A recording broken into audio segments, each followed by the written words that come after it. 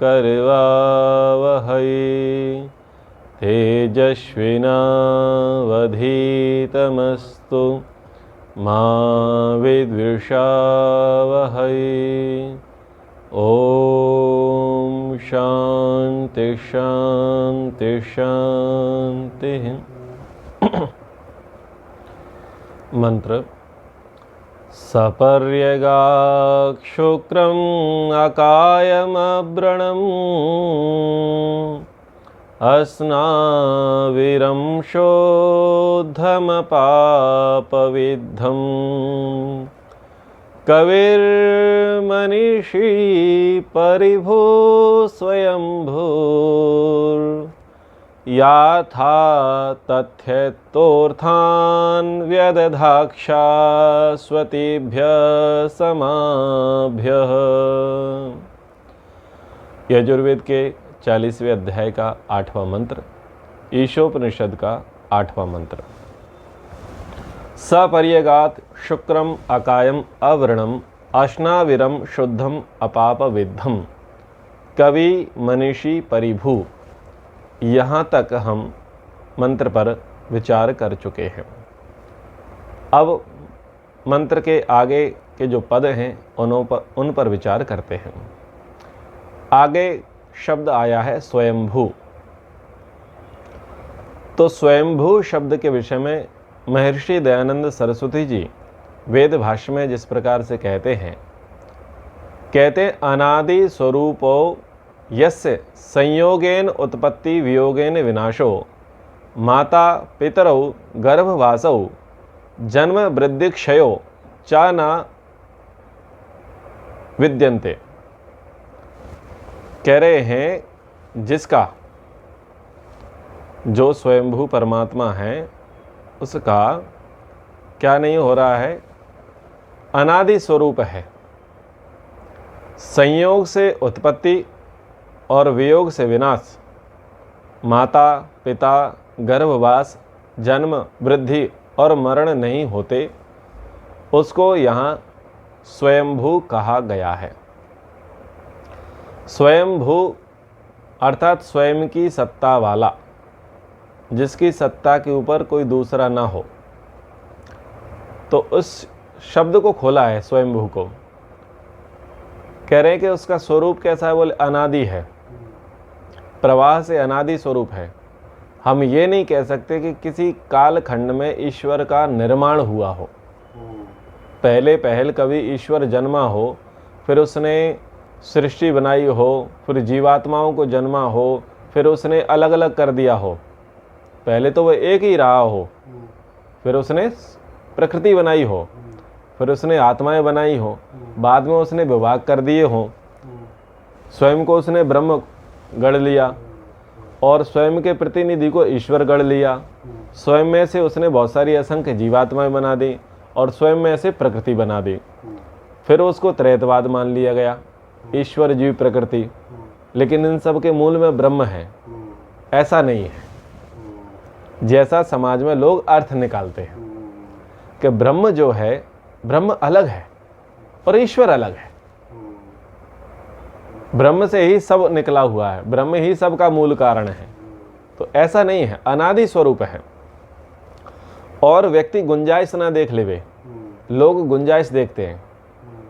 जैसे सरकार नियम लगाती है, जैसे वो करप्शन हटाना चाहती है या एक कर व्यवस्था करना चाहती है, तो वो कुछ नियम बनाती है कि ताकि ये व्यवस्था बनी रहे। लेकिन लोग क्या करते हैं, जुगाड़ देख लेते हैं, कुछ रास्ते ढूंढ लेते हैं। कुछ कुछ अंशों में आरंभ में तो स्वीकार कर लेते हैं कि आप बिल्कुल सही कह रहे हैं, लेकिन बस उनका लेकिन शुरू हो जाता है। तो ये लेकिन लोगों का शुरू ना हो, तो उन समस्त लेकिन किंतु परंतुओं पर विराम महर्षि दयानंद जी ने लगा दिया स्वयंभू शब्द में। क्या कहा कि अनादि स्वरूप है, जिसकी संयोग से उत्पत्ति और वियोग से विनाश नहीं होता। प्रायः संयोग से उत्पत्ति और वियोग से विनाश किसका होता है, जीवात्मा के शरीरों का। शरीर का आत्मा के साथ संयोग जन्म है और शरीर से आत्मा का वियोग मृत्यु है। तो ऐसा कुछ हेतु उदाहरण ये ईश्वर के साथ ना जोड़ लेवे, तो लोगों ने जोड़ लिया। जो अद्वैतवादी हैं, अन्य अन्य पक्ष धरे लोग हैं, वो क्या मानते हैं कि ब्रह्म को माया घेर लेती है, ब्रह्म को माया घेर लेती है, अविद्या घेर लेती है, तो उसके संयोग के कारण उसका जन्म हो जाता है, और जब उसकी अविद्या छूट जाती है तो वो अपने शुद्ध स्वरूप में आ जाता है। आगे अगर आपका कभी अवसर लगे तो 11वां समोल्लास पढ़ना, तो वहाँ पर ये बहुत सारे मत मतांतरों का खंडन मंडन प्रसंग है। तो ये जो जैन मत है, बौद्ध मत है और ये अन्य अन्य मत हैं, द्वैत अद्वैतवाद वाले हैं, वो ऐसे ही कुछ जुगाड़ देख लेते हैं। जैन मत वाले आत्मा को ही भगवान मानते हैं, बोले बाद में यही आत्मा भगवान हो जाती है। तो उनकी भी यही फिलॉसफी है कि संयोग से उत्पत्ति और वियोग से विनाश, कोई दूसरी चीज़ आकर के घेर लेती है, इसलिए वो ऐसा हो जाता है। वस्तुतः वो ऐसा नहीं है। कहते हैं मैं तो शुद्ध आत्मा हूँ, ये माया ने घेर लिया है इसलिए अशुद्धि में पड़ गया हूँ। जब मैं माया को हटा लूँगा तो मैं पहले की जैसा शुद्ध हो जाऊँगा। और माया ने किसको आके घेरा? बोले ब्रह्म को। तो ब्रह्म बड़ा या माया? ब्रह्म बड़ा या माया? ब्रह्म बड़ी है अविद्या? पर इस पर बुद्धि नहीं लगाएंगे, क्योंकि उस समय बुद्धि तो हमारी घास चरने जाती है। फिर ये श्रेष्ठ किसे मान रहे हैं? जीवात्मा को। जीवात्मा क्या करता है? अष्टांग योग का पालन करता है और अपनी अविद्या का विनाश करता है, शुद्ध स्वरूप में हो जाता है। तो जो अविद्या से ग्रसित हुआ वो बड़ा, या जिसने अविद्या को मार दिया वो बड़ा? तो इस नियम में अविद्या से ग्रसित हुआ ईश्वर ब्रह्म, और जिसने अविद्या को मारा था वो था जीवात्मा। तो इस नियम में तो जीवात्मा बड़ा हो गया और ब्रह्म कमजोर पड़ गया। तो ऐसे ऐसे ये लोग करते हैं, कुछ चाल चलते हैं, कुछ जुगाड़ फंसाते हैं अपना। तो सारे जुगाड़ों को यहाँ पर नष्ट भ्रष्ट महर्षि जी ने कर दिया कि संयोग से उत्पत्ति और वियोग से विनाश नहीं होता। किसी भी प्रकार का संयोग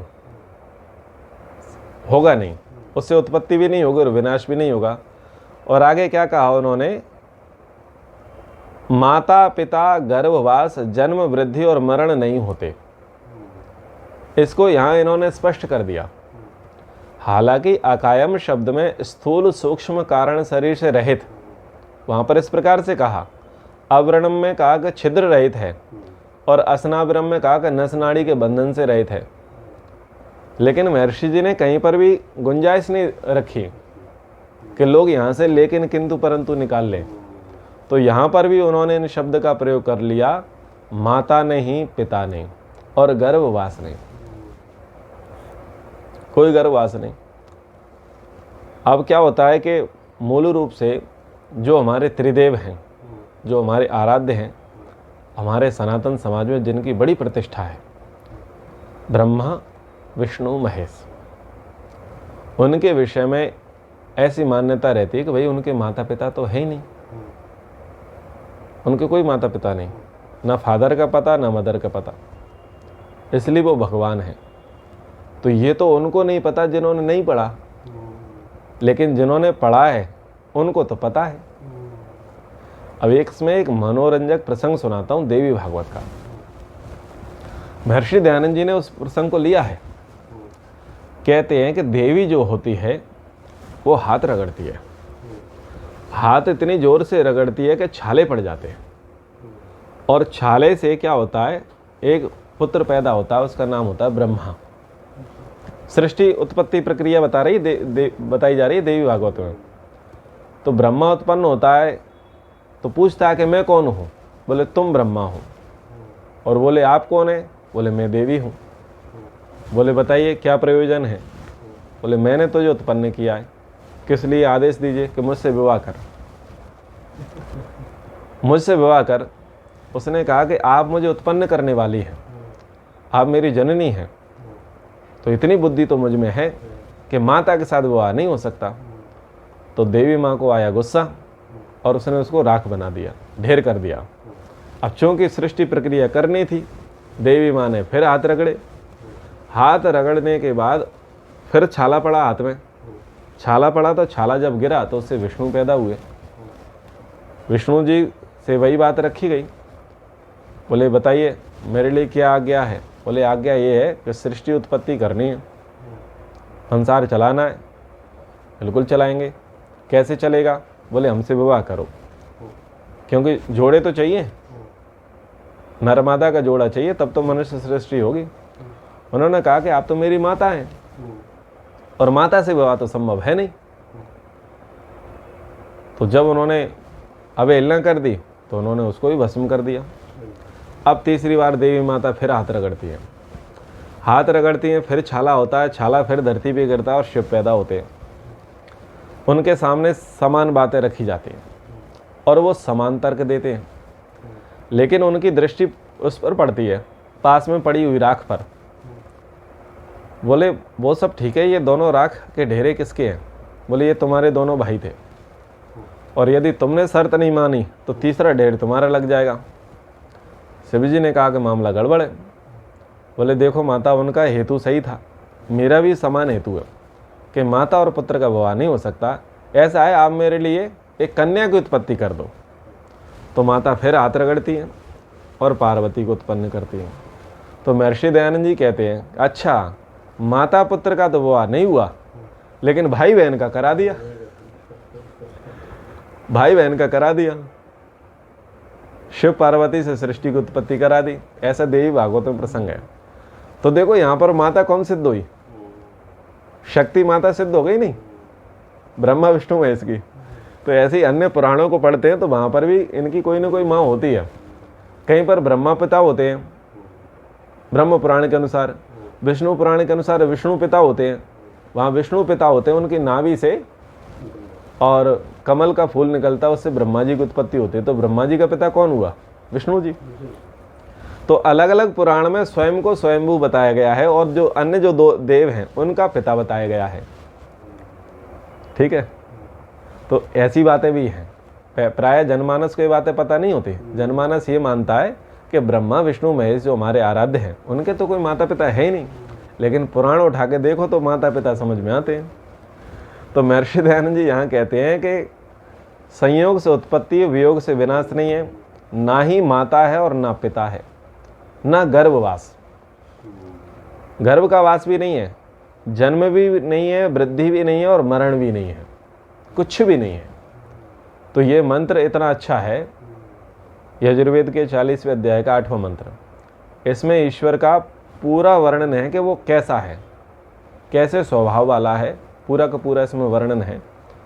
तो इस मंत्र का यदि पाठ हो, इस मंत्र का यदि प्रचार हो, तो ये जो ईश्वर का स्वरूप मान लिया जाता है उसका स्वतः खंडन हो जाता है। लेकिन लोग क्या कहेंगे कि भाई ये तो वेद की बातें हैं। अभी कुछ किसी का मैंने व्याख्यान सुना, कोई शंकराचार्य थे, कोई मठाधीश होंगे, बोले महर्षि दयानंद जी वेद के विद्वान तो थे और उन्होंने वेद का प्रतिपादन किया, बिल्कुल सही था, इसलिए क्यों वेद में मूर्ति पूजा भी नहीं है, वेद में अवतारवाद भी नहीं है, वेद में साकारवाद भी नहीं है, लेकिन उनका ज्ञान अधूरा था। महर्षि दयानंद जी ने पुराण नहीं पढ़े। अगर उन्होंने पुराण पढ़े होते तो वो ऐसी मूर्खता न करते। इसलिए कि वेद अकेले पढ़ने से काम नहीं चलेगा, पुराण भी पढ़ना चाहिए, ऐसा हेतु उन्होंने महाराज जी ने दिया। वो कोई होंगे श्री श्री 1008। अब उन महाराज जी ने ये नहीं देखा कि शिव पुराण पिताजी ने पढ़ा दिया और विष्णु पुराण माता जी ने पढ़ा दिया, क्योंकि माता वैष्णव मत की थी और पिता शैव मत के थे। और 20 साल उन्होंने किया क्या था? 20 साल तक वेद तो नहीं पढ़े थे, उन्हें सारे संप्रदायों की पुस्तकें ही तो पढ़ी थी और उन्हीं का सार उन्होंने अपने सत्यार्थ प्रकाश में दिया। अब इसका अर्थ क्या निकलता है कि वो जो श्री श्री 1008 महाराज थे उन्होंने सत्यार्थ प्रकाश नहीं पढ़ी। यदि उन्होंने सत्यार्थ प्रकाश पढ़ी होती तो वो ये आरोप ना लगाते कि महर्षि दयानंद जी ने वेद तो पढ़े लेकिन पुराण नहीं पढ़े।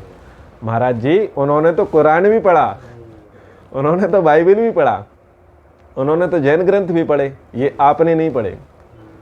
तो महर्षि दयानंद को मूर्ख कहने से पहले खुद की बुद्धि का परीक्षण कराएं। तो ये प्रसंग के अनुसार बात आपसे कही, ये आप लोगों के काम की है कि महर्षि जी के विषय में समाज में ऐसा ऐसा लोग भी कहते हैं। तो ये है स्वयंभू। संयोग से उत्पत्ति, वियोग से विनाश, माता पिता, गर्भवास, जन्म, वृद्धि और मरण नहीं होते परमात्मा के। ये है स्वयंभू का अर्थ। दूसरा, जो ऋग्वेदादि भाष्य भूमिका हम पढ़ते हैं, वहाँ पर इस प्रकार से अर्थ आया, जो कभी उत्पन्न नहीं होता, उसका कारण कोई नहीं, किंतु वही सब का कारण है, अनादि है और अनंत है। इससे वही सबका माता पिता है और अपने ही सत्य सामर्थ्य से सदा वर्तमान रहता है, इत्यादि लक्षणों से युक्त सच्चिदानंद स्वरूप परमेश्वर है।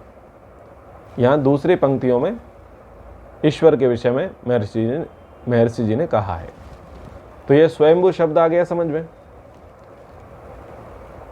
अब अगला शब्द है शाश्वतीभ्य। शाश्वतीभ्य शब्द को समझते हैं। संस्कृत में जो आए हैं पद शाश्वतीभ्य के संबंध में, सनातनीभ्यो अनादि स्वरूपाभ्य स्वय स्वय स्वरूपेण उत्पत्ति विनाश रहिताभ्य, इस प्रकार से यहाँ पर कहा है। यानी सनातन, अनादि स्वरूप, अपने अपने स्वरूप से उत्पत्ति और विनाश रहित। यहाँ पर जो कहा अपने अपने स्वरूप से उत्पत्ति और विनाश रहित, यानी जो हम पूर्व पद में चर्चा कर रहे थे कि लोग क्या मान लेते हैं कि अपना ही स्वरूप था अविद्या। अविद्या पृथक तो थी नहीं, वो तो ब्रह्म से ही उपजी थी अविद्या, और उस अविद्या ने क्या किया, उसको ब्रह्म को ग्रसित कर लिया, इसलिए वो जीव बन गया। तो ये सारी गुंजाइशें यहाँ पर भी उन्होंने समाप्त कर दी, सारे लेकिन किंतु परंतु यहाँ पर भी उन्होंने समाप्त कर दिए। पहले कहा सनातन। सनातन शब्द का अपने आप में बड़ा अर्थ है। सनातन यानी इक्वल, एज इट इज, जिसमें कोई परिवर्तन नहीं, वो सनातन है। इसलिए हमारे धर्म को सनातन कहा गया है। थोड़ा भेद करने के लिए हमने क्या कहा, वैदिक और पौराणिक। वैदिक यानी जो वेदोक्त हैं, पौराणिक यानी जो पुराणों को मानते हैं। लेकिन मूल क्या है, सनातन। हिंदू भी सनातनी है और आर्य समाजी भी सनातनी है। और इस दुनिया में, जगत में जो कुछ भी अच्छा काम है वो सनातन है। जो भी लोग नियम का पालन करते हैं, अनुशासन में रहते हैं, दूसरे के सुख दुख को समझते हैं, ये कहाँ का उपदेश है, ये सनातन का उपदेश है। सनातन का उपदेश किसमें, वेद में। इसलिए वेद को सनातन कहा गया, वेद ज्ञान को सनातन कहा गया, और ब्रह्म को सनातन कहा गया, और जीवात्मा को सनातन कहा गया, और प्रकृति को सनातन कहा गया। ये एज इट इज है। प्रकृति सत्वरजतम ये भी सनातन है, सदा से है। जीवात्मा भी सदा से है और परमात्मा भी सदा से है। परमात्मा का जो वेद ज्ञान है वो भी सनातन है। ईश्वर के जो नियम है वो भी सनातन है। ईश्वर की जो रचना है वो भी सनातन है, कोई परिवर्तन नहीं है। ये जितना भी परिवर्तन है ये मैन मेड है, जीवात्मा की कृपा से है। ये जो हम अपने अंदर से जो सृष्टि करते हैं ये उसका कमाल है। जो कुछ विकृति आती है, परिवर्तन आता है, ईश्वर की जो सृष्टि है वो अपरिवर्तनशील है, उसमें कुछ बदलता नहीं है। तो ये सनातन है सरल अर्थों में। तो सनातन अनादि स्वरूप, अपने अपने स्वरूप से उत्पत्ति और विनाश रहित, यानी उसने अपना ही कोई दूसरा स्वरूप बना दिया हो जिससे उत्पत्ति हो गई हो और उसी के कारण विनाश हो गया हो। जैसा कि अभी यहाँ पर बताया कि देवी ने अपने स्वरूप से कौन उत्पन्न किया, ब्रह्मा, अपने ही स्वरूप से विष्णु, और अपने ही स्वरूप से शिव। तो उत्पत्ति कर दी और विनाश भी कर दिया, वहाँ राख का ढेर बना दिया। तो ऐसे ही जो ब्रह्म पुराण पढ़ते हैं, ब्रह्म वैवर्त पुराण पढ़ते हैं, तो वहाँ पर क्या होता है कि ब्रह्मा के दाएं अंग से पुरुष निकला, बाएं अंग से स्त्री निकली। तो ऐसे ऐसे कल्पना कर दी जाती है। व्यक्ति को लॉजिक समझ में आता नहीं है, तो कहीं तो कल्पना करेगा, कहीं तो बात लेके आएगा। तो उन सारी संभावनाओं को यहाँ पर महर्षि जी ने नकार दिया, नष्ट कर दिया। समाभ्या, समाभ्या यानी प्रजाओं के लिए, जितनी भी प्रजा हैं प्रजा उन्हीं को कहा जाता है जो प्रकृष्ट रूप से जिनका जन्म होता है। प्रजा, जा यानी जायते, प्र यानी प्रकृष्ट रूप से, तो जिनका प्रकृष्ट रूप से जन्म हुआ है, यानी जिनका जन्म सिस्टमेटिक है, सार्थक है, सारगर्भित है, प्रयोजन के लिए है, वो है प्रजा। हमको लगता है सांप फालतू में पैदा कर दिया, हमको लगता है कीड़े मच्छर मछलियाँ ये फालतू में पैदा कर दी, ये हमारी खोटी बुद्धि है, हमको समझ में नहीं आता। अरे जिसने पैदा किया उससे पूछो ना, हमसे ज़्यादा बुद्धि तो उसमें थी। अगर हम में इतनी बुद्धि हो तो हम कुछ पैदा करके दिखाएं। हम पैदा तो कुछ कर नहीं पाते, और जो पैदा हो जाते हैं उन पर संशय उत्पन्न करते हैं। इस दुनिया का मालिक वो, दुनिया का चलाने वाला वो, सबको उत्पन्न करने वाला वो, तो हमसे ज़्यादा बुद्धि तो उसमें है। लेकिन हम अपनी छोटी बुद्धि से क्या कहते हैं, ये गलत है, ये गलत है। तो महर्षि जी के जो वचन आते हैं तो विद्वान लोग कहते हैं कि आप अपनी बुद्धि से महर्षि जी के वचनों को खंडित करना चाहते हैं। इसका अर्थ ये है कि आप अपनी बुद्धि को बड़ा मानते हैं। इसलिए बहुत सारे लोग आर्गुमेंट करते हैं कि वो तो सब ठीक है, पर नियोग के विषय में नहीं लिखना था। वो तो सब ठीक है, 14वें समोल्लास के विषय में नहीं लिखना था। वो तो सब ठीक है, वो तो सब ठीक है, और ऐसे करके कहीं ना कहीं आक्षेप कर देते हैं। तो प्रश्न यही उठता है कि आपकी बुद्धि महर्षि जी की बुद्धि से ज़्यादा है क्या? जितना जीवन में तपस्या उन्होंने की, क्या उतनी आपने कर ली? जितना परिश्रम पुरुषार्थ उन्होंने किया उतना आपने कर लिया? वो ब्रह्म ज्ञानी थे, तुम आत्मज्ञानी भी नहीं हो, और आत्मज्ञानी तो दूर, तुम प्रकृति ज्ञानी नहीं हो। तुम खुद को ढंग से जानते नहीं, और तुम किसे सर्टिफिकेट देना चाहते हो? जो व्यक्ति पहली कक्षा ठीक से पढ़ा नहीं और पीएचडी होल्डर के मार्क्स कॉपी जांचने का विचार करे तो सोचने वाली बात है। तो ऐसी चीज़ें हैं। तो हम अपनी बुद्धि से कहते हैं कि दुनिया बनाने वाले, क्या तेरे मन में समाई और काहे को दुनिया बनाई। तो हम ये अपने तरीके से ईश्वर पर आरोप लगाते हैं। तो ईश्वर ने जो प्रजा बनाई है वो बड़ी सारगर्भित है, निश्चित उद्देश्य के लिए, बिना मतलब के यानी फालतू में ईश्वर ने कुछ भी नहीं बनाया, कुछ भी नहीं बनाया। हमको नहीं आता समझ में, हमारी समस्या है। जब धीरे धीरे आयुर्वेद पढ़ते हैं तो हमें समझ में आता है कि दुर्वा का क्या अर्थ है, इन घास का क्या अर्थ है, बेल पत्तों का क्या अर्थ है। तब पता चलता है ओहो इसका इतना बड़ा काम है। तो हम तो इस सामान्य जगत को भी ठीक से नहीं समझ पा रहे। काले पत्थर का क्या प्रभाव है, लाल पत्थर का क्या प्रभाव है, सफ़ेद पत्थर का क्या प्रभाव है। अब हमारे लिए तो पत्थर पत्थर एक बराबर, हम तो घर दुकान मकान बना करके फ्री हो जाएंगे। लेकिन उसके ऐसे कलर क्यों हैं, उसमें ऐसे क्या चीज़ें हैं? क्या वो घर दुकान मकान बनाने के लिए ही है या कुछ और भी उसका प्रयोजन है? वो खोज करो ना। तो हमारी खोजी बुद्धि होनी चाहिए, लेकिन हम खोजी बुद्धि तो होगी नहीं, और हम अपने तरीके से सर्टिफिकेट बांटने लग जाते हैं, ये सही है और ये गलत है।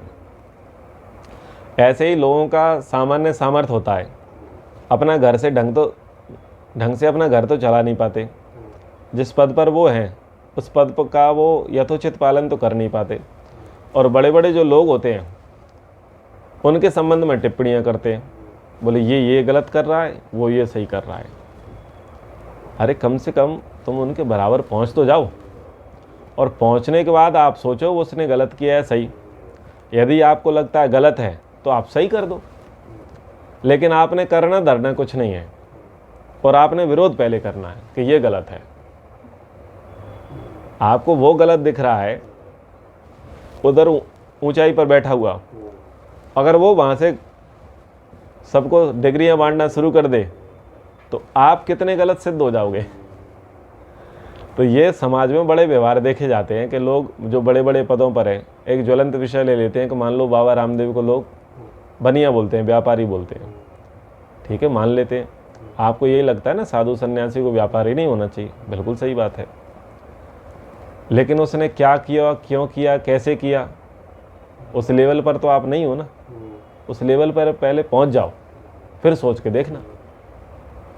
व्यापारी था तो उसने क्या बेचा? भेष बेचा क्या? विद्या बेची?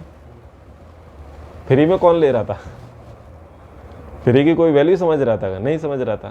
तो तुमने कौन से तीर मार लिए? तो ऐसे थोड़ा सोचना चाहिए, विचार करना चाहिए कि जो बड़े बड़े लोग हैं, समाज का प्रतिनिधित्व कर रहे हैं, कुछ तो कमियां होंगी। सर्वांश में अच्छाई तो किसी में होगी नहीं। सर्वांश में जिसमें अच्छाई होगी वो समाज में नहीं दिखेगा। वो कहाँ देखेगा? वो दिखेगा ही नहीं। वो तो बेचारा अपने आत्मकल्याण के लिए समाज को छोड़ करके विरक्त जंगलों में जीवन जिएगा, गुफाओं में जीवन जिएगा। वो कहाँ देखेगा? जो व्यक्ति समाज में है उसमें लोकेशना, वित्तेषणा, पुत्रेषणा होगी।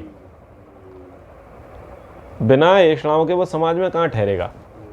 भले ही वो अपने आप को मुक्त बताए, लेकिन होगा नहीं, क्योंकि वो तो उससे चिपकी रहेंगी।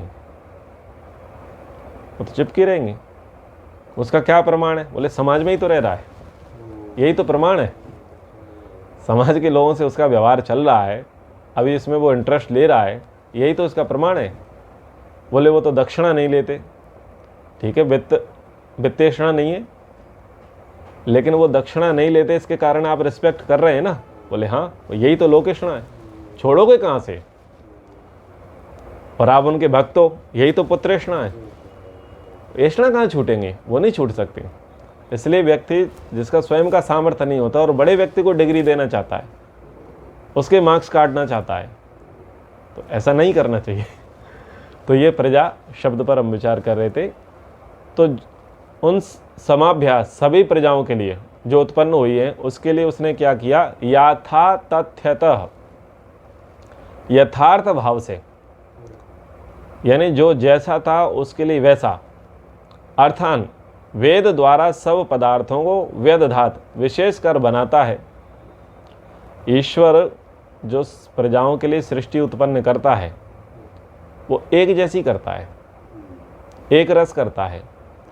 यानी जितनी भी प्रजाएं हैं, यानी जितने भी ग्रह हैं जहाँ पर मनुष्य जाति है, प्रजा है, उनके लिए सृष्टि समान है और सबके लिए वेद ज्ञान भी समान है। जैसा इस जन्म में है, इस युग में है, इस सृष्टि में है, वैसे ही पहले भी है। सूर्या चंद्रमसो धाता यथा पूर्वम अकल्पयत दिवंश पृथ्वीं चांतरिक्षमथो स्वः। हम संध्या के मंत्रों का पाठ करते हैं, वहाँ पर ये मंत्र आता है कि ये सूर्य है, चंद्रमा है, नक्षत्र है, इन सबको ईश्वर ने जैसे इस बार रचा है, जैसा अब रचा है, वैसे ही पहले रचता था और वैसे ही आगे रचेगा और सबके लिए करेगा। किसी देश विशेष के लिए, किसी व्यक्ति विशेष के लिए, किसी भाषा विशेष के लिए पक्षपात के साथ ईश्वर नहीं करेगा। सबके लिए समान सार्वभौमिक ईश्वर व्यवस्था करता है। इसलिए वेद में जब हम देखते हैं तो वेद में संबोधन ये नहीं है हे हिंदुओं।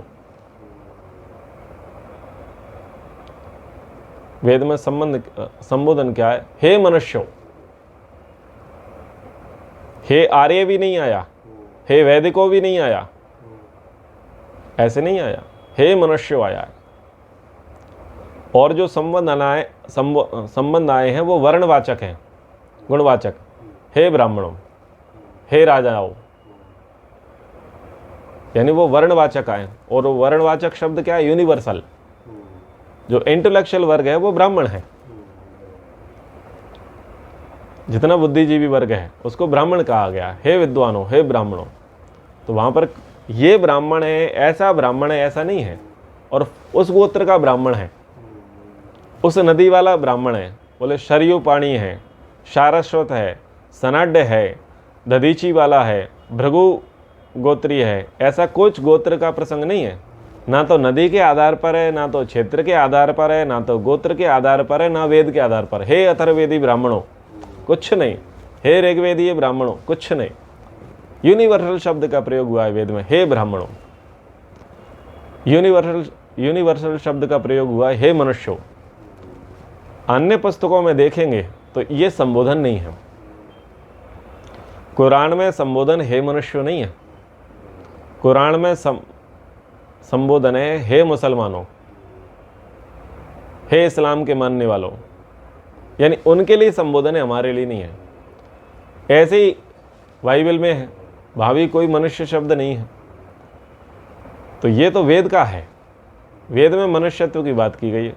वेद में कहा मनोर्भव, मनुष्य बनो और क्या करो, देवताओं को जन्म दो।